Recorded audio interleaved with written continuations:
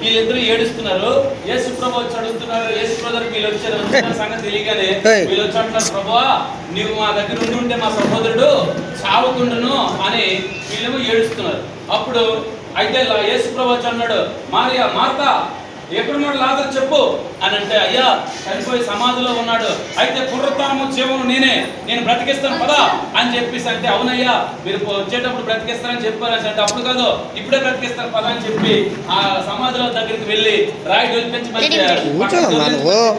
లాజరు బయటికి రా అని ప్రభువారు చెప్పగానే లాజరు బయటికి వచ్చాడు. అప్పుడు ఆ కట్లన్నీ కూడా ఇప్పారు. ఎంతవరకు యేసు ప్రభువు రాకమునుపు ఇంట్లో దుఃఖము, ఏడుపు, కన్నీరు, బాధ ఉండేది.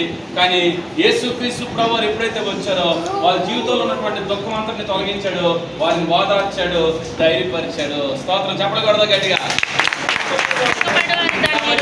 మీరు ఈ విషయంలో కూడా దుఃఖపడుతున్నారేమో, సరిగ్గా చదువు రాలేదని, మార్కులు సరిగ్గా రాలేదని, మా హోంవర్క్ సరిగ్గా చేయలేకపోతున్నారని చెప్పి దుఃఖపడుతున్నారేమో.